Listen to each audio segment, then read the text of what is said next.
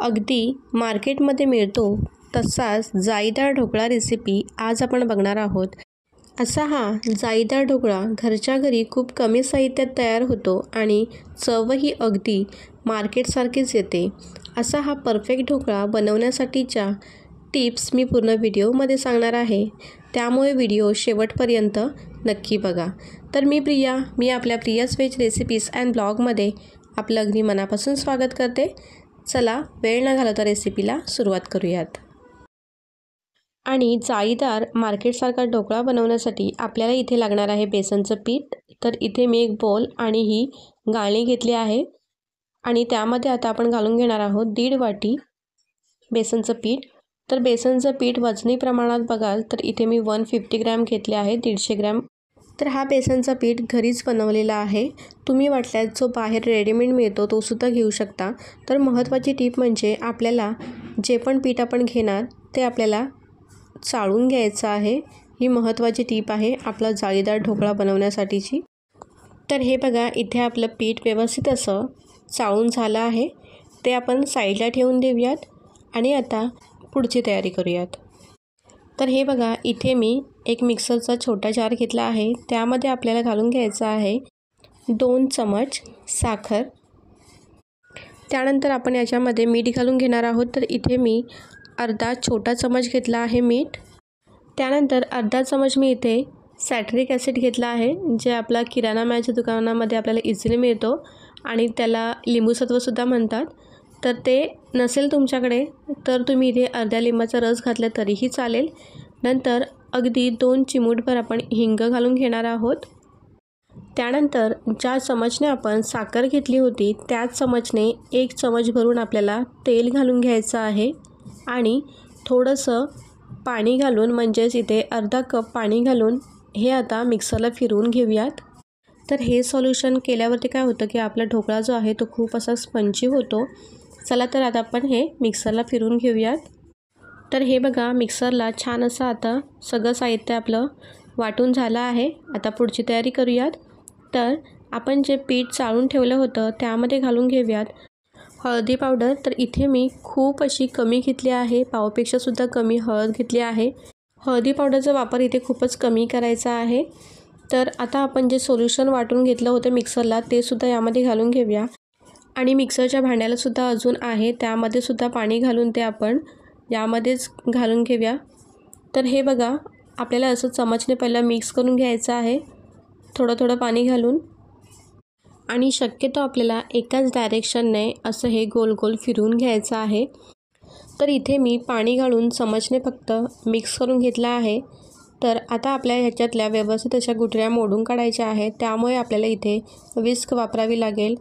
आणि इथे एक महत्त्वाची टीप म्हणजे आपल्याला हे मिक्सचर आपल्याला व्यवस्थित असं फेटाळून घ्यायचं आहे, त्याशिवाय आपला ढोकळा स्पंजी आणि सॉफ्ट नाही होणार। तर सगळ्यात महत्त्वाची आणि मेन टीप म्हणजे हे जे मिक्सचर आहे ते आपल्याला व्यवस्थित असं फेटाळून घ्यायचं आहे।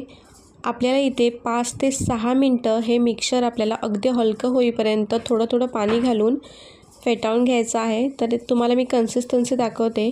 तर ही आपल्याला एवढी कन्सिस्टन्सी नको आहे, अजून आपल्याला पीठ थोडं पातळ करायचं आहे, तुम्हाला मी पुढे दाखवेनच। तर इथे आपण अजून थोडं पाणी घातलं आणि पुन्हा एकदा एकाच डायरेक्शनने आपण हे पीठ फेटाळून घेतो आहे। विस्करऐवजी तुमच्याकडे जर का हँड ब्लेंडर असेल तर ते सुद्धा तुम्ही इथे यूज करू शकता मिक्स करण्यासाठी, त्याने अगदी फटाफट होऊन जाईल आपलं पीठ आहे ते हलकं फुलकं।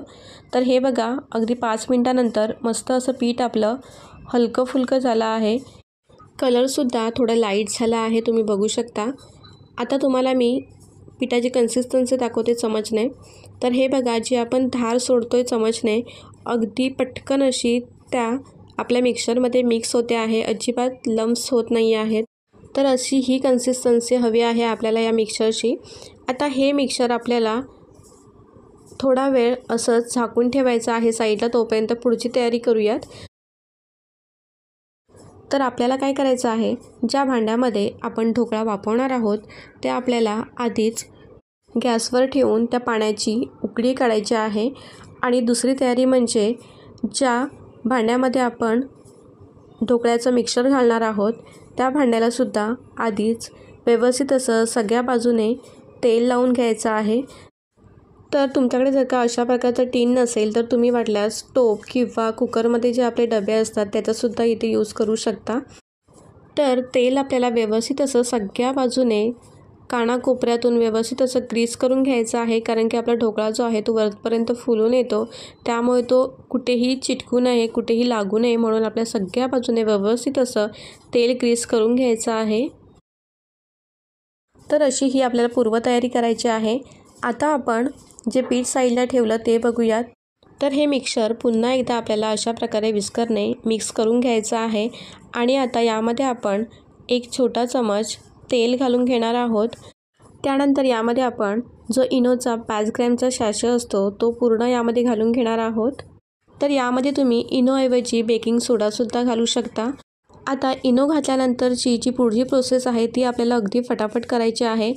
तर हे मिश्रण आपल्याला आता विस्करच्या सहाय्याने किंवा हाताने फटाफट असं 10 ते 12 सेकंद मिक्स करून घ्यायचं आहे।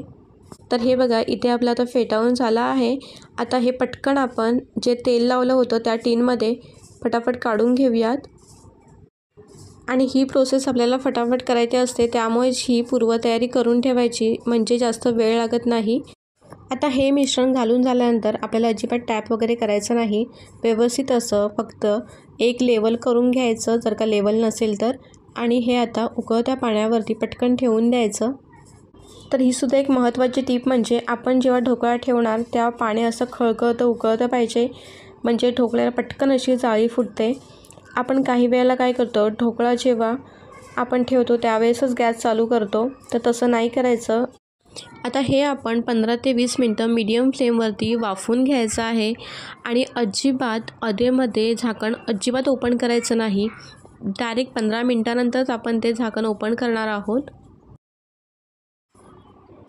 आणि आता गॅस बंद केल्यानंतर पटकन आपल्याला ते झाकण काढून घ्यायचं आहे, नाहीतर मग झाकणामध्ये जे वाफेचं पाणी तयार झालं असतं ते या ढोकळ्यावरती पडू शकतो।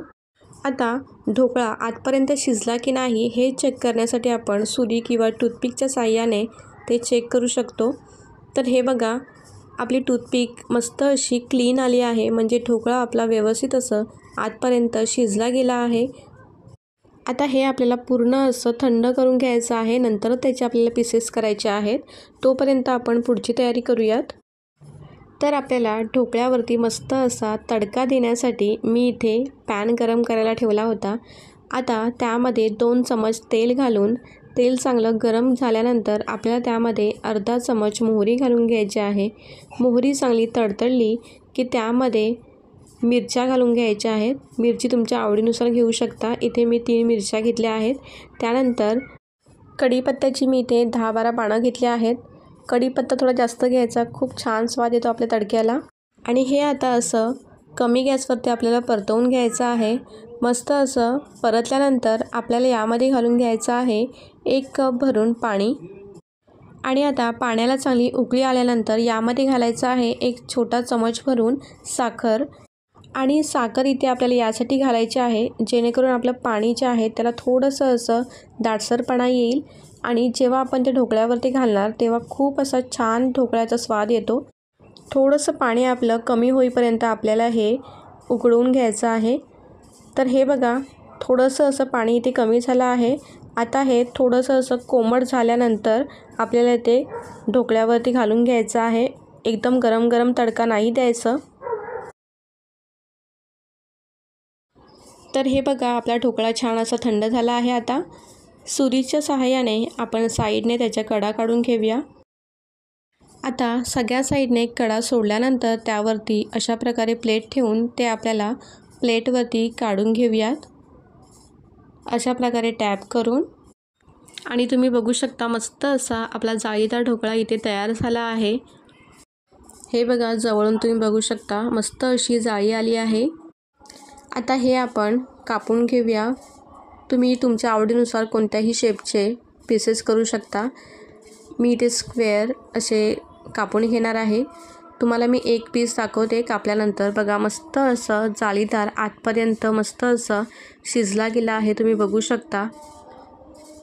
आता पटापट आपण सगळे पीसेस कापून घेऊयात। तर हे बघा, अगदी हलक्या हाताने आपण सगळे पीसेस कापून घेणार आहोत। हे बघा, मस्त असा आतून एकदम सॉफ्ट आणि जाळीदार ढोकळा इथे आपला तयार झाला आहे। आता आपण काय करणार आहोत, हे जे साईडचे कोपरे आहेत ते आपण सगळे काढून घेणार आहोत आणि ते साईडला ठेवून आपण त्याचा दुसरा उपयोग करणार आहोत, ते मी तुम्हाला पुढे सांगते। आता ढोकळ्यावरती आपण जो तडका बनवला होता तो घालून घेऊयात। मस्त असा पाणी आपण सगळ्या व्यवस्थित ढोकळ्यांवरती ओतून घेऊया, म्हणजे आतपर्यंत ते मुरलं जाईल आणि ढोकळा खाताना असा सुका सुका घशाला लागणार नाही। आणि आता यावरती घालून घेऊया आवडीनुसार मस्त अशी कोथिंबीर आणि ओल्या नारळाचा किस। तर हा झाला आपला मस्त असा ढोकळा तयार इथे। थोडा जरी आवडला असेल तर व्हिडिओला नक्की लाईक करा आणि चॅनलला सुद्धा सबस्क्राईब करा। आता आपण ढोकळ्याबरोबर जी खाणारी चटणी आपल्याला बाहेर मिळते, अगदी मस्त अशी चटपटीत, ती तयार करायला घेऊयात।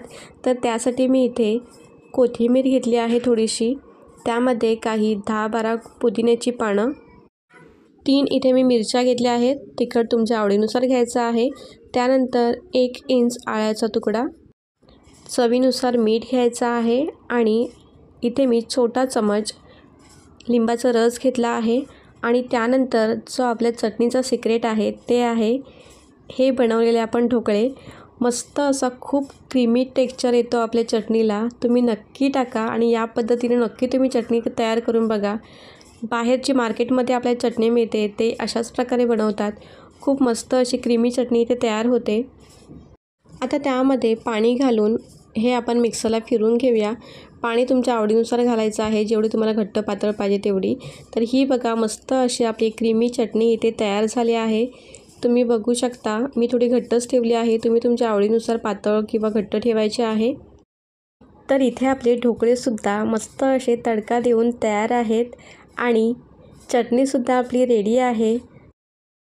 तुम्ही बघू शकता, मस्त असं ढोकळ्याचं टेक्स्चर अगदी बाहेर मिळतो तसाच दिसतोय।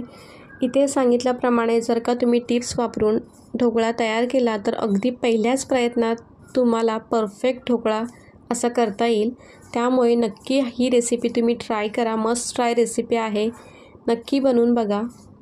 तर हे बघा, तुम्ही आता हे मस्त असं चटणीबरोबर सर्व करू शकता।